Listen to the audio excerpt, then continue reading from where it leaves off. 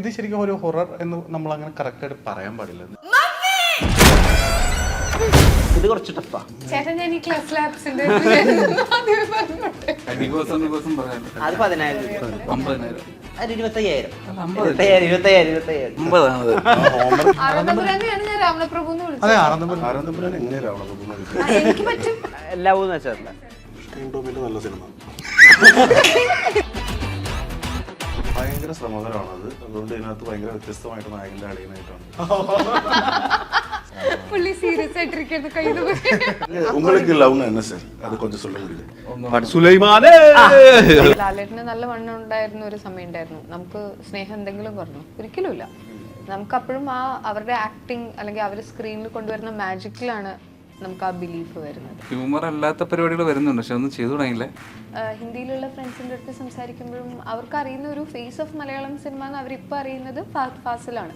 ഫഹദ് ഫാസിലിന്റെ സിനിമകൾ കണ്ടുവരുമ്പോഴത്തേക്ക് അവർ നമുക്ക് റെക്കമെൻഡേഷൻസ് ചോദിക്കും. വെള്ളസാരിയിൽ നിന്ന് കളർ വസ്ത്രങ്ങളിലേക്കും പിന്നെ അവിടുന്ന് ഡിബുക്കിലേക്കും ഒക്കെ വളർന്നിട്ടുണ്ട് മലയാള സിനിമയിലെ പ്രേത സങ്കല്പങ്ങൾ. അവിടേക്ക് കുറെ ചിരി നിറച്ചുകൊണ്ട് എത്തുകയാണ് ഹലോ മമ്മി എന്നുള്ള സിനിമ. സിനിമയിലെ പ്രധാന കഥാപാത്രങ്ങളെ അവതരിപ്പിച്ചിട്ടുള്ള ഷർഫുദ്ദീൻ, ഐശ്വര്യലക്ഷ്മി, അദ്രി ആൻഡ് ജോമോൻ എന്നിവരാണ് ചേരുന്നത്. നമസ്കാരം. നമസ്കാരം. എന്റർടൈൻമെന്റും ഹൊററും തമ്മിലുള്ള ഒരു മിഷൻ ഉണ്ടല്ലോ, അത് ഏറ്റവും അവസാനമായിട്ട് കണ്ടത് ഇൻഗോസ്റ്റ് ഹൗസിനിലാണ്. അപ്പം ഇവിടെ വരുമ്പോൾ കുറേ യങ് ആയിട്ടുള്ള ആളുകൾ കുറച്ച് ഹൊറർ കോമഡി ചെയ്യുന്നു എന്നതിൻ്റെ അപ്പുറത്ത് ഇതിന്റെ കൺസെപ്റ്റിൽ തന്നെ എന്തെങ്കിലും പുതുമയുണ്ടോ? ഹൊററിനെ ഞാൻ വിളിക്കില്ല. ഹലോ മമ്മി കുറച്ചും കൂടി ഫാന്റസി എലിമെന്റ്സ് ഉള്ള ഒരു ജഗദീഷ് ചേട്ടന് പറയുന്നുണ്ടായിരുന്നു, ഒരു ലൈഫ് ആഫ്റ്റർ ഡെത്ത് എന്നുള്ള ഒരു സാധനത്തിന്റെ വേറൊരു ടേക്കാണ് ഹലോ മമ്മി. അതിൽ ലൈറ്റ് ആയിട്ടുള്ള ഒരു ഫിലിമാണ്, ഹ്യൂമറസ് ആയിട്ടുള്ള ഫിലിമാണ്, എന്നാൽ ഒരു പോയിന്റിൽ ഇമോഷൻസിന്റെ ഇൻഫ്ലക്സ് ഉണ്ട്. അത് ഇൻട്രസ്റ്റിംഗ് ആയിട്ടുള്ള ഒരു ബാലൻസ് ക്രിയേറ്റ് ചെയ്യുന്ന ഒരു സിനിമയായിട്ടാണ് എനിക്ക് തോന്നിയത്. അതിൽ ഈ നായകന്റെ കൂട്ടുകാരനിൽ വ്യത്യസ്തത കണ്ടെത്തുക എത്രമാത്രം ശ്രമകരമാണ്? ഭയങ്കര ശ്രമകരമാണത്. അതുകൊണ്ട് ഇതിനകത്ത് ഭയങ്കര വ്യത്യസ്തമായിട്ട് നായകന്റെ അളിയനായിട്ടാണ് ചെയ്യുന്നത്. പുള്ളി സീരിയസ് ആയിട്ടിരിക്കുന്ന കയ്യിൽ അല്ല, അത് നായകന്റെ കൂട്ടുകാരനല്ല, അളിയനായിട്ടാണ്. കൂട്ടുകാരനായിരുന്നു, നായകന്റെ പെങ്ങളെ പ്രേമിച്ച് കിട്ടി. പക്ഷെ അതൊന്നും കഥയിലില്ല, നമ്മൾ തന്നെ ഒരു സാധനം ഉണ്ടാക്കി, ബാക്ക് സ്റ്റോറി ഉണ്ടാക്കി. പിന്നെ യെസ്, അളിയനായിട്ടാണ്. ഞാനും ഈ പറഞ്ഞ പോലെ ഭയങ്കര എക്സൈറ്റഡ് ആണ് ഈ ഫിലിമിന്റെ കാര്യത്തിൽ. കാരണം നമ്മൾ സാധാരണ ഒരു ഷൂട്ടിംഗ് സെറ്റിൽ പോകുമ്പോൾ ചെയ്യുന്ന കൈൻഡ് ഓഫ് പരിപാടികളോ അല്ലെങ്കിൽ കണ്ടിട്ടുള്ളൊരു പരിപാടികളോ ആയിരുന്നില്ല ഈവൻ ഇതിന്റെ മേക്കിംഗ് പോലും. നമ്മളതിന്റെ കഥ കേൾക്കുമ്പോഴാണെങ്കിലും നമുക്കൊരു ഫ്രഷ്നെസ് ഉണ്ട്, ഇത് എങ്ങനെയായിരിക്കും, ഇവരെങ്ങനെയായിരിക്കും ഷൂട്ട് ചെയ്യുക എന്ന് പറയുന്നൊരു സാധനം ഉണ്ടല്ലോ. അത് ഭയങ്കര രസമായിട്ട് തന്നെ വന്നിട്ടുണ്ട്. മൊത്തത്തിൽ ഭയങ്കര എക്സൈറ്റ്മെന്റ് ഉണ്ട്. ഉപദേശിക്കുന്ന അളിയൻ അങ്ങനെയാണോ? കണ്ടിട്ട് തോന്നിയില്ല, എക്സാക്ട്ലി. ഷർഫുദ്ദീൻ നായകനായിട്ട് നിൽക്കുമ്പോഴും ഇപ്പോൾ ബോഗൻവില്ല പോലത്തെ ഒരു സിനിമയുടെ അകത്ത് ആ സിനിമയുടെ കഥാപരമായിട്ട് കഥാഗതിയെ മാറ്റുന്ന ഒരു കഥാപാത്രം ഒന്നുമല്ല. എന്നാൽ ഷർഫുദ്ദീൻ വന്നതുകൊണ്ട് അവിടെ ഉണ്ടായ ചിരികളുണ്ട്, മൊമെന്റ്സ് ഉണ്ട്. ഇപ്പോഴും എന്തിനാ അങ്ങനെ ഒരു റോള് പോയി ടേക്കപ്പ് ചെയ്യുന്നത്? അല്ല, അങ്ങനെയുള്ള റോളുകൾ എന്നിൽ നിന്നും മാറരുതെന്നുള്ളൊരു ചിന്തയുണ്ട്. പിന്നെ എനിക്ക് ആ സിനിമയുടെ കഥാഗതിയിൽ ഞാൻ അവിടെ നിൽക്കുന്നത് കൊണ്ട് ഉണ്ടാവുന്ന ഒരു ചിന്ത ഉണ്ടാവുമല്ലോ, എന്താ സംഭവിക്കുക, ആ ചിന്തയാണ് എനിക്ക് തോന്നുന്നു ഞാനുള്ളത് കൊണ്ട് ആ സിനിമയ്ക്ക് എന്നിൽ നിന്നും സംഭവിക്കാവുന്നത്. അത് നല്ലൊരു കാര്യമായിട്ട് എനിക്ക് തോന്നി. അപ്പോൾ ആ സിനിമയിൽ അങ്ങനെ ചെയ്യാൻ പറ്റിയതിൽ ഹാപ്പിയാണ്. ജോ, ഇപ്പൊ നമ്മൾ നേരത്തെ ജഗദീഷ് ചേട്ടനോട് സംസാരിക്കുമ്പോൾ ആളുകൾ പറഞ്ഞിരുന്നു കോമഡി ആയിട്ട് പേടി അഭിനയിച്ച് കാണിക്കുമല്ലോ, കൊമേഡിയൻസ് പേടി അഭിനയിച്ച് കാണിക്കുമല്ലോ പ്രേതം വരുമ്പോഴൊക്കെ. അത് ഭയങ്കര ടഫായിട്ടുള്ള ഒരു കാര്യം ചെയ്ത് വലിപ്പിക്കാൻ എന്നുള്ളത്. ജോൻ എങ്ങനെ ഉണ്ടായിരുന്നു? ഇല്ല, ഇതില് പേടിക്കുന്ന സീനുകൾ ഉണ്ടെങ്കിലും നാച്ചുറലി നമ്മൾ പേടിക്കൂലേ, അങ്ങനത്തെ സംഭവങ്ങളെ പോയിട്ടുള്ളൂ. അല്ലാതെ എനിക്ക് വലിയ എഫേർട്ട് എടുക്കേണ്ടി വന്നിട്ടില്ല പേടി അഭിനയിക്കുന്നതൊന്നും. അന്ന് പറഞ്ഞിരുന്നു നായകനായിട്ടുള്ള പടമൊക്കെ ഞാൻ സൂക്ഷിച്ചെടുക്കുള്ളൂ എന്നൊക്കെ. എന്നിട്ട് പിറ്റേ 2 ദിവസം കഴിഞ്ഞിട്ട് നായകനായിട്ടൊരു പടം അനൗൺസ് ചെയ്തിട്ടുണ്ടായിരുന്നു. അത് ഞാൻ ഓൺലൈൻ കേട്ടപ്പോൾ എനിക്ക് ഇഷ്ടപ്പെട്ടു. പക്ഷെ സ്ക്രിപ്റ്റ് ഫുള്ള് കിട്ടിയിട്ടില്ല. അത് ഫുള്ള് വായിച്ചിട്ട് ഇപ്പോഴും കിട്ടിയിട്ടില്ലേ? അത് എഴുതിക്കൊണ്ടിരിക്കുന്നേ ഉള്ളൂ. അത് കിട്ടിയിട്ട് ഓക്കെ. ഷർഫുദ്ദീൻ ഇപ്പോഴത്തെ സ്റ്റേറ്റ് ഓഫ് മൈൻഡ് എന്താ? ഇങ്ങനെ തന്നെ നിലനിന്ന് പോകണം, അതോ അതിനേക്കാൾ മുകളിൽ പോകണം? ഇപ്പൊ ഇങ്ങനെയുള്ള കാര്യത്തിൽ നിലനിന്ന് പോകുന്നതും ഒരു സുഖമാണ്, അതിനപ്പുറത്തേക്ക് അതിന് മുകളിലും ഉണ്ടല്ലോ, മാസ് ഹീറോ, സൂപ്പർ സ്റ്റാർ, അങ്ങനെയൊക്കെ ഉണ്ടല്ലോ. എന്താ സ്റ്റേറ്റ് ഓഫ് മൈൻഡ്? ഇതൊക്കെ ഒന്ന് ഇപ്പോൾ ചെയ്തുകൊണ്ടിരിക്കുന്ന സിനിമകളും റിലീസ് ആവാനുള്ള സിനിമകളും എല്ലാം ഞാൻ ആഗ്രഹിച്ച പോലെയൊക്കെ എത്തുമ്പോൾ അടുത്ത ചിന്തയിലേക്ക് പോകാം എന്നുള്ളതാണ് എൻ്റെ ഒരു ഇത്. ഇപ്പോൾ പെട്ടെന്ന് അങ്ങനെ ഒരു പ്ലാനോ അങ്ങനെയൊന്നുമില്ല. ഇപ്പോൾ ചെയ്തുകൊണ്ടിരിക്കുന്ന സിനിമകൾ വർക്കാവണം എന്നുള്ളൊരു ആഗ്രഹത്തിലാണ് നിൽക്കുന്നത്. പിന്നെ തീർച്ചയായും എനിക്ക് ഹാപ്പി ആയിട്ടിരിക്കും, ഞാൻ ഹാപ്പി ആയിട്ടിരിക്കുന്ന കാര്യങ്ങൾ സംഭവിക്കും. ഇപ്പോൾ ഒരു ആക്ടർ അറ്റൈൻ ചെയ്യേണ്ട ഒരു ഡിസിപ്ലിൻ ഉണ്ടല്ലോ, ഒരു ബെറ്റർ ടുമാറോയ്ക്ക് വേണ്ടി നിങ്ങളെ സാക്രിഫൈസ് ചെയ്യുന്നുണ്ട്. ഇത് ഈസി ആയിട്ട് വരുന്നുണ്ടോ ഒരാൾക്ക്? എനിക്ക് പറഞ്ഞതിൽ ഡിസിപ്ലിൻ എന്നുള്ളത് നമ്മൾ സെറ്റിന്റെ ഫങ്ഷൻസിനെ ഇന്ററപ്റ്റ് ചെയ്യുന്ന രീതിയിലുള്ള സംഭവങ്ങൾ ചെയ്യാൻ പാടില്ല എന്നുള്ളതാണ്. ഇപ്പൊ ഡയറ്റ് ഞാൻ ഫോളോ ചെയ്യുന്നതും, ഇപ്പൊ എനിക്ക് പരിചയമുള്ള കുറച്ച് ആക്ടേഴ്സ് ഡയറ്റ് ഫോളോ ചെയ്യാറുണ്ട്, ഫിറ്റ്നസ് മെയിൻറ്റെയിൻ ചെയ്യാറുണ്ട്. അത് അവരുടെ ഇഷ്ടമാണ്, അവരുടെ താല്പര്യങ്ങളാണ്. എനിക്കിതിൽ താല്പര്യം ഉള്ളതുകൊണ്ട് എനിക്കിത് വളരെ സ്ട്രെസ്ഫുൾ ആയിട്ട് തോന്നുന്നില്ല. ഇപ്പോൾ അത് മാത്രമാണ് കറക്റ്റ് വേ എന്നുള്ളതും പറയാൻ പറ്റില്ല. That is A more accepted. ഇങ്ങനെയാണെങ്കിൽ അങ്ങനത്തെ ക്യാരക്ടേഴ്സ് ചെയ്യാം, അങ്ങനെയൊക്കെ ഉള്ളൊരു ഫോമാറ്റാണ്. ബട്ട് ഡസൻ മീൻ ദാറ്റ് നമുക്ക് ലാലേട്ടന് നല്ല വണ്ണം ഉണ്ടായിരുന്ന ഒരു സമയം ഉണ്ടായിരുന്നു, നമുക്ക് സ്നേഹം എന്തെങ്കിലും പറഞ്ഞു? ഒരിക്കലും ഇല്ല. നമുക്ക് അപ്പോഴും ആ അവരുടെ ആക്ടിങ് അല്ലെങ്കിൽ അവർ സ്ക്രീനിൽ കൊണ്ടുവരുന്ന മാജിക്കിലാണ് നമുക്ക് ആ ബിലീഫ് വരുന്നത്. ഞാനിത് ചെയ്യാറുണ്ട് എനിക്ക് ഇഷ്ടമുള്ളപ്പോൾ. ചില സമയത്ത് ഐ ലെറ്റ് ലൂസ് ഓൾസോ. ഒരുപാട് സ്വീറ്റ്സ് ഇഷ്ടമുള്ള ആളാണ്. ചില സമയത്ത് എനിക്ക് നന്നായിട്ട് ഭക്ഷണം കഴിക്കണം എന്ന് തോന്നിയാൽ ഞാനത് ചെയ്യും. ബട്ട് അത് കൂടിപ്പോയി എന്ന് തോന്നുന്ന സമയത്ത് ഐ കം ബാക്ക് ടു ഒരു ഡിസിപ്ലിൻഡ് ആയിട്ടുള്ള ഒരു ഫോമാറ്റിൽ വരാറുണ്ട്. ഞാൻ പെട്ടെന്ന് നിങ്ങളെ ഒരു റൗണ്ടിലേക്ക് കൊണ്ടുപോകണം, നിങ്ങളുടെ ഒരു എനർജി ഇല്ലാത്ത അവസ്ഥയെ കളയാൻ വേണ്ടിയിട്ട്. അപ്പൊ ഇതിന്റെ പേര് വാട്ട്സ് ഇൻ കോമൺ എന്നാണ്. അതായത് ഒരേ സ്റ്റോറി ലൈനുള്ള അല്ലെങ്കിൽ ഒരു സിനിമയുടെ അകത്ത് വരുന്ന എന്തെങ്കിലും സെയിം ആയിട്ടുള്ള 2 സിനിമകളിൽ വരുന്ന എലമെന്റ് ഞാൻ പറയും. അത് ഏതൊക്കെയാണ് ആ 2 സിനിമകളെന്ന് നിങ്ങൾ പറയണം. അപ്പോൾ ഐശ്വര്യലക്ഷ്മി അദ്രിയുമാണ് ടീം എ, പിന്നെ ഷറഫുദ്ദീനും ജോയുമാണ് ടീം ബി. അപ്പോൾ ഞാൻ അതൊരു ട്രയൽ കാണിക്കാം. അതിനെ വെച്ച് ഞാൻ ട്രയൽ കാണിക്കാം. അതിന് ടീമിനെ വെച്ച് ഞാൻ ട്രയൽ കാണിക്കാം. ഓക്കെ, ടീം എക്ക് വേണ്ടിയിട്ടുള്ള ട്രയലാണ്. Team A team J. കാമുകനെ കാണാൻ വേണ്ടി വന്ന് ലോഡ്ജിൽ ട്രാപ്പ് ആവുന്ന നായിക, കാമുകനൊപ്പം ഒളിച്ചോടാൻ ഇറങ്ങി സൈക്കോക്കൊപ്പം വീട്ടിൽ ട്രാപ്പ് ആവുന്ന നായിക. 2 സിനിമകളുണ്ട്. വീട്ടിൽ ട്രാപ്പ് ആവുന്ന, സൈക്കോയോടൊപ്പം വീട്ടിൽ ട്രാപ്പ് ആവുന്ന നായിക, കാമുകനൊപ്പം ഒളിച്ചോടാൻ ഇറങ്ങി പുറപ്പെട്ട്. വീട്ടിലാണോ ഹോസ്റ്റലിലാണോ? സൈക്കോ ഉണ്ട് അതിന്. സൈക്കോയോടൊപ്പം വീട്ടിൽ ട്രാപ്പ് ആവുന്ന, സൈക്കോ കുടുംബവും സൈക്കോയും അതിന്റെ ഒപ്പം വീട്ടിലങ്ങനെ ട്രാപ്പായി. ഞാനാണോ വരത്തനാണോ?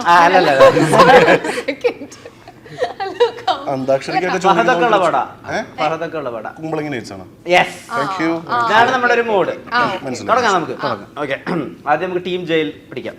അനിയന് വേണ്ടി സ്പോർട്സ് മീറ്റിൽ ഓടി ജയിക്കുന്ന ചേട്ടൻ മരിച്ചതറിഞ്ഞിട്ടും പാട്ടുപാടി കല്യാണം നടത്തുന്ന അനിയൻ.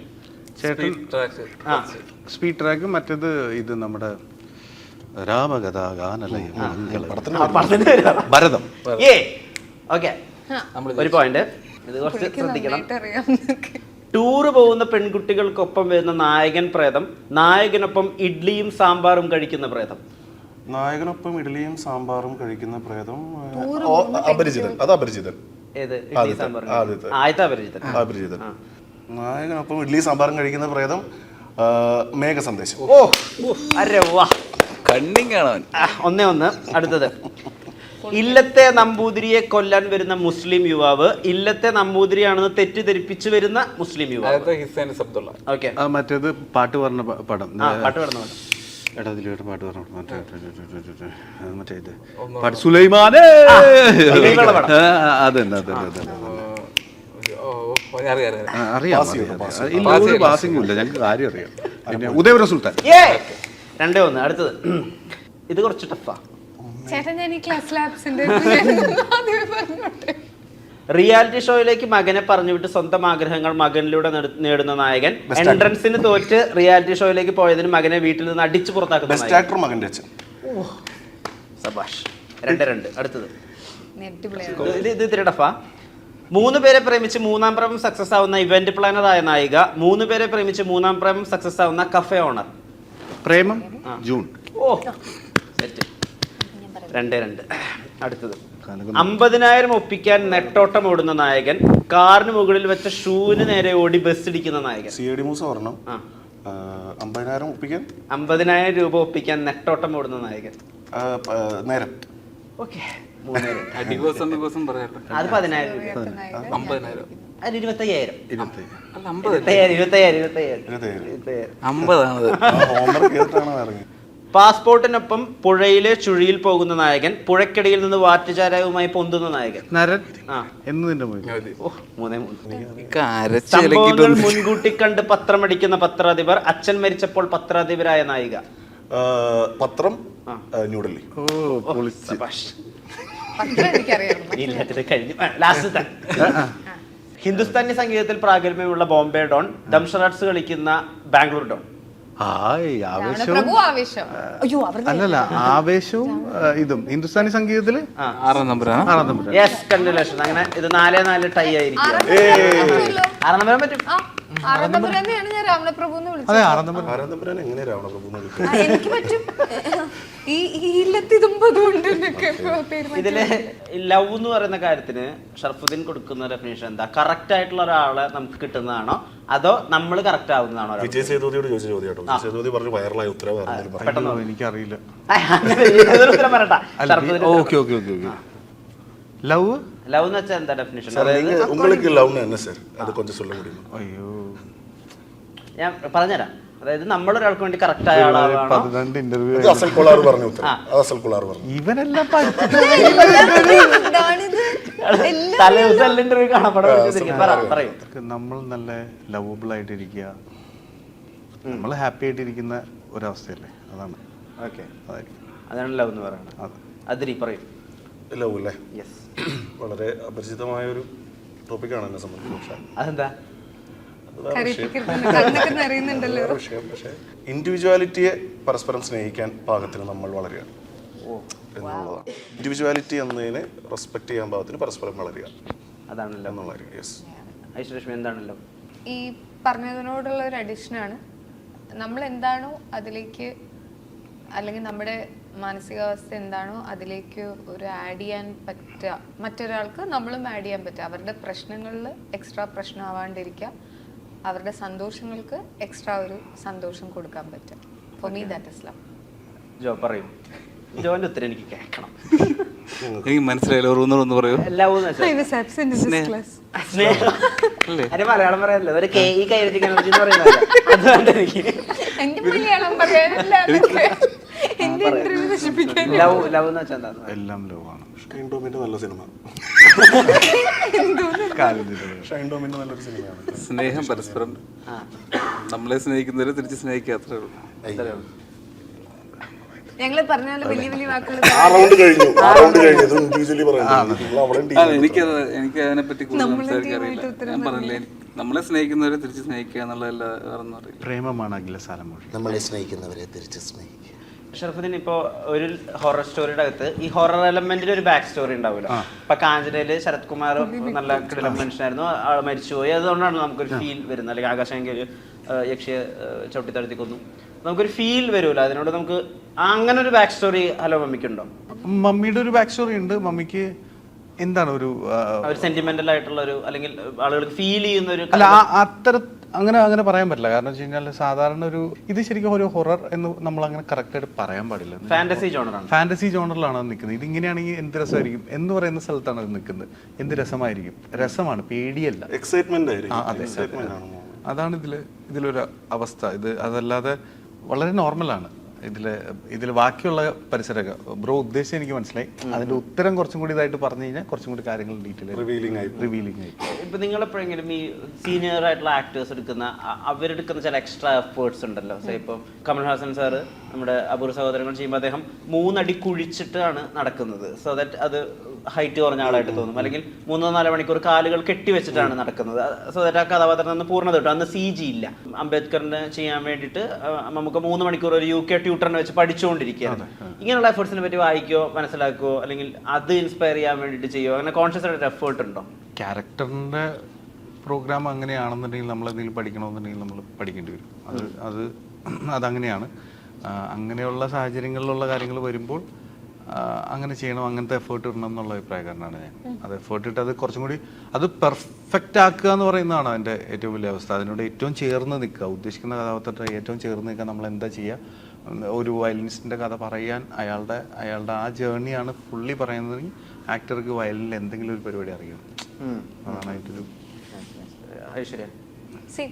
ക്യാരക്ടർ ഡിമാൻഡ് ചെയ്യുന്ന ഹാർഡ് വർക്ക് എന്താണോ, ഹോം വർക്ക് എന്താണോ അത് ചെയ്യണം. അത് ചെയ്യാണ്ട് നമുക്ക്, അതായത് നമ്മുടെ ക്യാരക്ടറിന്റെ ആട്രിബ്യൂട്ട്സ് ആസ് എൻ ആക്ടർ നമുക്കും സെക്കൻഡ് നേച്ചർ ആയിരിക്കണം. അത് പഠിക്കാണ്ട് നമുക്ക് ചെയ്യാൻ പറ്റില്ല. അങ്ങനെ ഒരു പ്രിപ്പറേഷൻ, അങ്ങനത്തെ റോളുകൾ വന്നിട്ടുണ്ടോ? ഇല്ല, വന്നിട്ടില്ല. വന്നാലും അല്ല, ആക്ച്വലി ഈ പറയുന്ന പോലെ എല്ലാ കഥകളും എന്താ പറയുക, ഇപ്പോൾ കമലഹാസൻ സാർ എടുത്തതാണെങ്കിലും ലാലേട്ടൻ ചെയ്തിട്ടുള്ളതാണെങ്കിലും എല്ലാ കഥകളും നമ്മളും കേട്ടിട്ടുണ്ട്. അപ്പോൾ അത് നമ്മളെ കുറച്ചുകൂടി സിനിമയിലേക്ക് അടുപ്പിക്കുന്നതും അങ്ങനത്തെ കഥകൾ തന്നെയാണ്. I M waiting for such പരിപാടി, എടുക്കാൻ തയ്യാറുമാണ്. ജോ, ഈ ആക്ഷൻ പറഞ്ഞാൽ ജോ കഥാപാത്രമാവും, കട്ട് പറഞ്ഞാൽ സാധാരണ അവസ്ഥയിലേക്കാവും ചെയ്യും. അതല്ലാതെ ഫുൾ ടൈം കഥാപാത്രമാവുന്ന ഈ മെത്തേഡ് ആക്ടിങ് പോലത്തെ വേഷങ്ങളൊക്കെ വരുന്നുണ്ടോ? ഹ്യൂമർ അല്ലാത്തത്? ഹ്യൂമർ അല്ലാത്ത പരിപാടികൾ വരുന്നുണ്ട്, പക്ഷെ ഒന്നും ചെയ്തു തുടങ്ങിയില്ല. ഇങ്ങോട്ട് 1-2 പരിപാടികൾ ഇങ്ങനെ വന്നിട്ടുണ്ട്, ഹ്യൂമർ അല്ലാതെ ക്യാരക്ടർ പരിപാടി. അപ്പോൾ അതിലോട്ടൊന്നും പോയിട്ടില്ല. ഇപ്പം മെയിനായിട്ട് ഹ്യൂമർ പരിപാടികളാണ്. പോകെ പോകെ എനിക്കും അങ്ങനെ പ്രിപ്പറേഷൻസ് ഒക്കെ ചെയ്യേണ്ടി വരും. ത്രൂ ഔട്ട് ഒരു ക്യാരക്ടറാണല്ലോ, അതായത് കോമിക് റിലീഫിനായിട്ട് പോലും വരുന്നല്ല, അയാളിലൂടെയാണ് കഥ. ഞാൻ ഇന്ന് ജോമോനോട് പറയായിരുന്നു, ജോമനെ വാഴയുടെ സെക്കൻഡ് ഹാഫിൽ നീ കരയുന്ന കാണാനായിരുന്നു എനിക്ക് കുറച്ചുകൂടി ഫ്രഷ്നെസ്സും ഭയങ്കര രസവും ഫീൽ ചെയ്തത്. ഭയങ്കര രസം ഉണ്ടായിരുന്നു ഞാൻ പറയുമായിരുന്നു. കഥകളിലെ തന്നെ വ്യത്യസ്തമായിട്ടുള്ള നെറേറ്റീവുകൾ തിരഞ്ഞെടുക്കാൻ വേണ്ടിയിട്ട് പുറത്തുനിന്നുള്ള എൻകറേജ്മെന്റ് ഉണ്ടല്ലോ, പാൻഡോ കശ്യപൊക്കെ പണിയെ പറ്റി എഴുതുന്നതൊക്കെ. ഇത് നിങ്ങളെ ഹെൽപ്പ് ചെയ്യുക, അല്ലെങ്കിൽ സ്വയം ഒരു സെൽഫ് റെസ്പെക്ട് ഉണ്ടാക്കാനോ ഹെൽപ്പ് ചെയ്യുന്ന ആർട്ടിസ്റ്റ്, കലാകാരന്മാരെന്നുള്ള രീതിയിൽ? നമ്മുടെ ഇൻഡസ്ട്രീനെ കുറിച്ച് ഇത്ര നല്ല പേരുള്ളതിനെ കുറിച്ച് എവിടെ ചെന്നാലും കേൾക്കുന്നതിൽ ഭയങ്കര സന്തോഷം, അഭിമാനം ഉണ്ടാവും. ഇത്തരത്തിൽ ഉള്ള സിനിമകൾ ചർച്ച ചെയ്യുമ്പോൾ അത്തരത്തിലുള്ള ഏതെങ്കിലും ഒരു സിനിമയുടെ ഭാഗമാവണം, അതിനുവേണ്ടി വർക്ക് ചെയ്യണം എന്നൊക്കെ ഉള്ളത് നമുക്ക് തോന്നാറുണ്ട്. ഈ നേരമല്ലാതെ വേറെ തമിഴ് സിനിമയിലൊന്നും? ഞാനിപ്പോൾ ഒരു തമിഴ് സിനിമ ചെയ്തിട്ട് അത് റിലീസാകാൻ പോവുകയാണ്. ഓ നൈസ്. November 29 release. പേര് പറയാൻ പറ്റും? സ്വർഗവാസം. ഞാൻ ആൻസർ പറയുന്നത്, എനിക്ക് എല്ലാ ആൻസറും അറിയാം. ഐശ്വര്യലക്ഷ്മി, ഈ ബോൾഡായ നായികയുണ്ടല്ലോ, അതിൻ്റെ ഒരു നല്ലൊരു പുതിയ വേർഷനായിരുന്നു മായാനദി. അതിനുശേഷം പക്ഷെ അതിൻ്റെ തന്നെ പതിപ്പുകൾ ബോധപൂർവം ഐശ്വര്യലക്ഷ്മി പതുക്കെ കുറച്ച് വന്നു. ഇപ്പോൾ കാട്ടുകുസ്തിയിലൊക്കെ വളരെ എന്റർടൈനിങ് ആയിട്ടുള്ള ഒരു വേർഷൻ അല്ലേ കൊണ്ടുവന്നത്. അങ്ങനെ ഒരു കാര്യത്തിൽ ലോക്ക് ആവണ്ട, സ്റ്റീരിയോ ടൈപ്പ് ആവണ്ട എന്നൊരു കോൺഷ്യസ് ഡിസിഷൻ ഉണ്ടായിരുന്നോ? ഞാൻ ആ സമയത്ത് എനിക്ക് ബോൾഡ് ആയിട്ടുള്ള ഒരുപാട് ക്യാരക്ടേഴ്സ് കിട്ടിയിരുന്നു. അപ്പം എന്റെ പേഴ്സണാലിറ്റി ട്രീറ്റ് അല്ല, ആ ക്യാരക്ടറിന്റെ പേഴ്സണാലിറ്റി ട്രീറ്റ് ആണ്. അവർ ബോൾഡ് ആണ്, അല്ലെങ്കിൽ അവരെടുക്കുന്ന തീരുമാനങ്ങളും അവർ പറയുന്ന ഡയലോഗ്സ് എല്ലാം ക്യാരക്ടറിന്റെ സ്വന്തമാണ്, എൻ്റെ അല്ല. അതിൽ നിന്ന് ഞാൻ ഇൻസ്പയർഡ് ആയിട്ടുണ്ട്. ഇപ്പൊ പൂങ്കുഴലി എന്ന് പറയുന്നത് ഒരുപാട് കാലം മുന്നത്തെയാണ്, പക്ഷെ ആ സമയത്തും ഫ്രീഡം ഒരുപാട് എൻജോയ് ചെയ്തിരുന്ന ഒരു സ്ത്രീയാണ്. അവരുടെ ഡിസിഷൻസും ഒരു സീ തുഴഞ്ഞു കിടക്കുന്ന ഒരു പെണ്ണായിട്ടുള്ള തോണിക്കാരിയാണ്, അങ്ങനെ ഒരു സംഭവമാണ്. അപ്പോൾ ഗാട്ടാ ഗുസ്തിനെ, അതായത് ഒരു ആക്ടറായിട്ട് നമ്മൾ കുറച്ചും കൂടി കോൺഫിഡൻ്റ് ആവുമ്പോൾ ഇങ്ങനത്തെ ഒരു സ്റ്റോറി വരുമ്പോൾ ഇതും ചെയ്യാൻ എനിക്ക് പറ്റുമായിരിക്കും, അല്ലെങ്കിൽ പറ്റും എന്നുള്ള കോൺഫിഡൻസിൽ എടുക്കുകയും ഡയറക്ടർ പറയുന്നത് അനുസരിച്ചാൽ മതി. അതാണ് ഞാൻ പഠിച്ചൊരു ട്രിക്ക്. ഡയറക്ടർ പറയുന്നത് നന്നായിട്ട് അതിനോട് സറണ്ടർ ചെയ്ത് അഭിനയിക്കാൻ പറ്റുകയാണെങ്കിൽ ക്യാരക്ടറിനോട് നീതി പുലർത്താൻ പറ്റും. അങ്ങോട്ട് പോയി ഹീറോയിന്റെ അടുത്ത് ചോദിക്കുകയാണല്ലോ, ഇവരെന്നെ പ്രേമിക്കാൻ അറിയോ, ഒന്ന് പ്രേമിച്ചാലോ എന്നുള്ള രീതിയിൽ ചോദിക്കുകയാണ്. ഇൻട്രസ്റ്റിംഗ് ആയിരുന്നു ആ സമയത്ത്. അതും ഡയറക്ടർ പറയുന്നത് ചെയ്യുക തന്നെയാണ് ചെയ്തിട്ടുള്ളത്. സോ ബേസിക്കലി എന്റർടൈനിങ് ആയിട്ടുള്ള സിനിമകളുടെ ഭാഗമാകണം എന്നുള്ളത് ഒരു കോൺഷ്യസ് ഡിസിഷൻ ആണ്. ഹലോ മമ്മി ഒരു കോൺഷ്യസ് ഡിസിഷൻ ആണ്. മനസ്സിൽ ആഗ്രഹം വന്നു തുടങ്ങിയിരുന്നു. മറ്റത് വേറൊരു ഐഡിയ ആയിരുന്നു. എനിക്ക് നല്ലൊരു ബെറ്റർ ആക്ടർ ആണെന്ന് പ്രൂവ് ചെയ്യാൻ പറ്റണം എന്നുള്ള ഐഡിയയിൽ ഞാൻ അമ്മു എടുത്തിട്ടുണ്ട്. ഗാർഗിയിലെ ചെറിയൊരു പോർഷൻ എടുത്തിട്ടുണ്ട്. ഗാർഗി അത് ഇമോഷണൽ ഡിസിഷൻസ് ആണ്. ഗാർഗി ഫുള്ളി ഇമോഷണൽ ഡിസിഷൻ ആണ് അതിൽ പ്രൊഡ്യൂസ് ചെയ്യുന്നതും. അതിൽ ഇപ്പം നമുക്ക് മലയാളം എന്തെങ്കിലും റൈറ്റ്സ് എടുക്കണം എന്നുണ്ടെങ്കിൽ ഞാൻ അതിലുണ്ടെങ്കിൽ കുറച്ചും കൂടെ ഹെൽപ്ഫുൾ ആയിരിക്കും എന്നുള്ള ഒരു ഐഡിയയിൽ ഞാൻ അങ്ങോട്ടേക്ക് പറയുന്നതാണ് ആ റോള് ഞാൻ ചെയ്യാം എന്നുള്ളത്. And plus I wanted to be part of that film. ഓരോ സമയത്തും നമ്മുടെ ഓരോ ചിന്തകൾ മാറും, അത് ബേസ് ചെയ്ത് ഡിസിഷൻസ് മാറും, അങ്ങനെ ചെയ്യുന്നതാണ്. ഓരോ സമയത്ത് സിനിമ ഡിസ്കഷൻസ് ഒക്കെ വരുന്ന സമയത്ത് ഇപ്പോൾ തമിഴ് സിനിമയുടെ കൂടി ഭാഗമാണല്ലോ ഐശ്വര്യലക്ഷ്മി. അപ്പോൾ അവരിങ്ങനെ നമ്മുടെ മലയാള സിനിമ ഇവോൾവ് ചെയ്ത രീതി, അല്ലെങ്കിൽ ശ്രീ മമ്മൂട്ടിയുടെ ഇപ്പോൾ ബ്രഹ്മയുഗവും കണ്ണൂർ സ്കോഡും ഒക്കെ വല്ല കാതലൊക്കെ വ്യത്യസ്തമാവുന്നതിനെ പറ്റിയിട്ടൊക്കെ ഒരുപാട് സംസാരിക്കുന്നുണ്ട്. അപ്പം ഈ അടുത്താണ് അതിന് ഏറ്റവും ഇപ്പം മമ്മൂക്കയുടെ തെരഞ്ഞെടുപ്പുകളെ പറ്റിയിട്ടൊക്കെ ഈ അടുത്താണ് ഏറ്റവും അധികം സംസാരിക്കുന്നത് കേൾക്കുന്നത്. അപ്പം ഇത് പേഴ്സണലിയും കൂടി അവിടുത്തെ ആർട്ടിസ്റ്റുകളോട് ഡയറക്ടേഴ്സോ ഐശ്വര്യലക്ഷ്മിയോടും കൂടി പറഞ്ഞിട്ടുണ്ടോ? എല്ലാവരും സംസാരിക്കാറുണ്ട് മലയാളത്തിൽ നിന്ന് വരുന്ന സിനിമകളെ പറ്റിയിട്ട്. ഇപ്പോൾ ഹിന്ദിയിലുള്ള ഫ്രണ്ട്സിൻ്റെ അടുത്ത് സംസാരിക്കുമ്പോഴും അവർക്ക് അറിയുന്ന ഒരു ഫേസ് ഓഫ് മലയാളം സിനിമ എന്ന് അവരിപ്പോൾ അറിയുന്നത് ഫഹദ് ഫാസിലാണ്. ഫഹദ് ഫാസിലിൻ്റെ സിനിമകൾ കണ്ടുവരുമ്പോഴത്തേക്ക് അവർ നമുക്ക് റെക്കമെൻഡേഷൻസ് ചോദിക്കും. അപ്പോൾ നമ്മൾ ഇവിടുത്തെ പഴയ 80s 90s സിനിമകളുടെയും പേര് പറഞ്ഞു കൊടുക്കും, ഇതും കൂടി കണ്ടു നോക്കൂ എന്നുള്ള രീതിയിൽ. നമുക്ക് സന്തോഷമാണല്ലോ, നമ്മൾ കണ്ടു വളർന്ന സിനിമകൾ, നമ്മൾ ആരാധിക്കുന്ന ഫിലിം മേക്കേഴ്സിൻ്റെ സിനിമകൾ, അതൊക്കെ കാണുന്നു. എൻ്റെ ഒരു ഫ്രണ്ടിനെ കൊണ്ട് ഞാൻ തൂവാനത്തുമ്പികളെ കാണിച്ചായിരുന്നു. എന്നിട്ട് ആ സ്കോറിൽ പുള്ളി കുറെ കാലം ഭയങ്കര ഇഷ്ടപ്പെട്ട് നടന്നിരുന്നു. പ്രത്യേകിച്ച് ഇപ്പൊ ഹിന്ദി സിനിമയുടെ കാര്യം നോക്കുകയാണെങ്കിൽ അവര് ഒരുപാട് സോങ്സ് റീമേക്ക് ചെയ്യുന്ന സമയം. അപ്പൊ അവർക്ക് അങ്ങനത്തെ സോങ്സേ കിട്ടുന്നുള്ളൂ. അപ്പോഴാണ് ഇവിടെ നമ്മൾ പണ്ടുകാലം മുതൽ നമ്മൾ ചെയ്തു വെച്ചിരിക്കുന്ന ഫുൾ ഐക്കോണിക് ആയിട്ടുള്ള ഫിലിമിന്റെ സ്കോർ ആണെങ്കിലും അതെ, പാട്ടുകളാണെങ്കിലും അതെ, എത്ര കേട്ടാലും മതി വരാത്ത പോലത്തെ സംഭവങ്ങളാണ്. എല്ലായിടത്തും ഡിസ്കഷൻ ഉണ്ട്. ഇപ്പൊ നമ്മൾ ജഗദീഷ് ഏട്ടന്റെ കൂടെ അഭിനയിക്കുകയാണ്. ഞങ്ങൾക്കറിയാം ഹലോ മമ്മിയിൽ പുള്ളി എന്താ ചെയ്തതെന്ന് അറിയാം. ഞാൻ കൂടെ വർക്ക് ചെയ്ത ആക്ടറാണ്. ഞാൻ കിഷ്കിന്ദാകാന്ഡം കാണുമ്പോൾ പുള്ളി വേറൊരാളാണ്, വേറെ സിനിമകൾ നോക്കുമ്പോൾ പുള്ളി വേറൊരു ടൈപ്പ് ഓഫ് ആക്ടിങ് ആണ് കാഴ്ചവെക്കുന്നത്. ഇത്രയും കാലമായിട്ട് ആ പാഷൻ അവർക്ക് നശിച്ചു പോകാത്തതില്ല, അല്ലെങ്കിൽ കുറെ സിനിമയായി ചെയ്തിട്ട് ഇനിയിപ്പോൾ എന്തിനാ, അങ്ങനത്തെ ചിന്തയൊന്നും വരുന്നില്ല. അതൊക്കെ നമുക്ക് എല്ലാവർക്കും ഒരു ഭയങ്കര ഒരു ഇൻസ്പിറേഷൻ ആണ് അല്ലേ. അങ്ങനെയുള്ള ആക്ടേഴ്സ് അവരാണല്ലോ നമ്മളെ ലീഡ് ചെയ്യുന്നത്.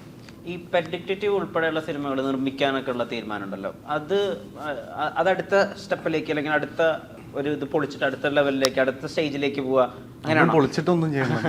ഞാൻ അതിനു മുമ്പ് ഒരു സിനിമ ചവിട്ടെന്ന് പറഞ്ഞൊരു സിനിമ പ്രൊഡ്യൂസ് ചെയ്തിട്ടുണ്ട്. അപ്പോൾ ആ സിനിമ അത് വേറെ രീതിയിലാണ് ആ സിനിമ നിൽക്കുന്നത്. ഈ സിനിമയും ഇത് രണ്ടും സുഹൃത്തുക്കളാണ്. അപ്പം അതാണ് അതിൽ കോമൺ ആയിട്ടുള്ളൊരു തീരുമാനത്തിൻ്റെയൊക്കെ കാരണം. ഞാനും അങ്ങനെ തന്നെയാണ്. അതെ, ഇപ്പൊ ഐശ്വര്യ പറയുന്ന പോലെ തന്നെ അത് ആദ്യം ഞാൻ പ്രൊഡ്യൂസ് ചെയ്യാനുള്ള പ്ലാനിൽ ഉണ്ടായിരുന്നല്ല. അപ്പൊ സൗഹൃദത്തിന്റെ ഒരു സ്പേസ് ഉണ്ട്. അപ്പൊ അങ്ങനെ നിന്നിട്ടാണ് ആ സിനിമ ചെയ്തത്. പക്ഷെ അത് അത്യാവശ്യം നല്ല വലിയൊരു സ്പേസിലേക്ക് എത്തിയിട്ടുണ്ട് ആ സിനിമ. ഷർഫുദ്ദീന് ആദ്യമായിട്ട് നമുക്ക് മനസ്സിലാവുന്ന കുറെ സുഹൃത്തുക്കൾ ഉള്ളത് കൊണ്ട് കുറെ സിനിമകൾ കിട്ടിയ ആളെന്നായിരുന്നു. പക്ഷെ പിന്നീടാണ് അധ്വാനം കൊണ്ടും കൂടി സിനിമകൾ ഉണ്ടെന്ന് നമുക്ക് മനസ്സിലാവുന്നത്. ശരിക്കും ഒരാൾക്ക് സുഹൃത്ത് ബന്ധങ്ങൾ ഒന്നും തന്നെ ഇല്ലാന്ന് വിചാരിക്കാം. അതിരിനെടുത്തൊക്കെ അതിരി കണ്ടന്റ് ക്രിയേറ്റർ മാത്രമാണ്, അധികം സുഹൃത്തുക്കളൊന്നും ഉണ്ടായിരുന്നില്ല. പതുക്കെ ആയിരിക്കണം അദ്ദേഹം അത് ബിൽഡ് ചെയ്തുകൊണ്ടിരിക്കുക. ടാലന്റ് ആണോ സുഹൃത്ത് ബന്ധമാണോ, ഏതാ നമ്മളെ എളുപ്പത്തിൽ സിനിമയിൽ നിർത്തുക? ടാലന്റ് ഉണ്ടാവണം, പിന്നെ സുഹൃത്തുക്കളും ഉണ്ടാവണം, എല്ലാം ഉണ്ട്. കൺസിസ്റ്റൻസി എന്ന് പറയുന്നത് എപ്പോഴും ടാലന്റ് തന്നെയാണെന്നാണ്. Entry will be from friends, but consistency എപ്പോഴും ടാലന്റ് ഉണ്ടെങ്കിൽ മാത്രമേ. നമ്മൾ ചെയ്തു പോകുന്നതിന് നമ്മൾക്ക് കിട്ടുന്ന കോൾസ്, ഇപ്പൊ എന്റെ കാര്യത്തിൽ എനിക്ക് കിട്ടിയ കോൾസ് ഒക്കെ നല്ലതായിരുന്നു. അങ്ങനെയുള്ളൊരു അതൊരു ഗുണമായിട്ട് തോന്നിയിട്ടുണ്ട്. പിന്നെ ഫ്രണ്ട്സിന്റെ കൂടെ വർക്ക് ചെയ്യാൻ അത്ര എളുപ്പമൊന്നുമല്ല.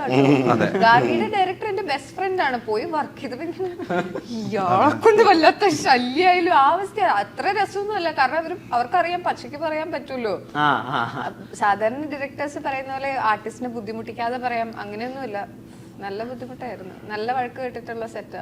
ഐശ്വര്യലക്ഷ്മി തന്നെ അവരുടെ 3ാമത്തെ സിനിമയാണ് വരുത്തൻ. അപ്പൊ ആ സിനിമയുടെ അകത്ത് തന്നെ ഒരു ക്രിയേറ്റീവ് ഡിഫറൻസ് ഉണ്ടായിരുന്ന സമയത്ത് അമൽനിരത്തിനോട് പറയുകയും ഞാൻ ഈ സീൻ ഇങ്ങനെയാണോ ചെയ്യേണ്ടതെന്നൊക്കെ. ക്രിയേറ്റീവ് ഡിഫറൻസ് എന്ന് പറയാൻ പറ്റില്ല, ക്വസ്റ്റ്യൻ മാർക്ക്. എനിക്ക് മനസ്സിലായില്ല സർ സാധനം. ഇപ്പൊ ഒരു സീൻ കറക്റ്റായിട്ട് മനസ്സിലായില്ല, അല്ലെങ്കിൽ ഒരു ഡയറക്ടർ പറയുന്നത് കറക്റ്റായിട്ട് മനസ്സിലായില്ല, അത് കുറെ ചോദിക്കാനോ മനസ്സിലാക്കാനൊക്കെ എഫേർട്ട് എടുക്കും? അതോ അവർ ഫസ്റ്റ് പറഞ്ഞാൽ മനസ്സിലാക്കി ചെയ്ത് തീർക്കാത്രേ ഉള്ളൂ? സീൻ പറഞ്ഞു തന്നിട്ട് നമ്മൾ നേരെ വായിച്ചു നോക്കും, പിന്നെ പ്ലേ ചെയ്ത് നോക്കും, ഒരു 3-4 തവണയൊക്കെ ചെയ്ത് നോക്കും, പിന്നെ മനസ്സിലാക്കി ഞാൻ പൊട്ടനായിരിക്കണം. ഞാൻ മൈൻഡില് നീ അത് തന്നെ പറയൂന്ന് ഞാൻ വിചാരിച്ചോണ്ടിരിക്കുവായിരുന്നു. ഇത് കഴിഞ്ഞിട്ട് മനസ്സിലായില്ലേ നീ പൊട്ടൻ? അത് വായിച്ചു അതിനൊന്നും വേറെ കുഴപ്പമില്ല, നമുക്ക് മനസ്സിലായി.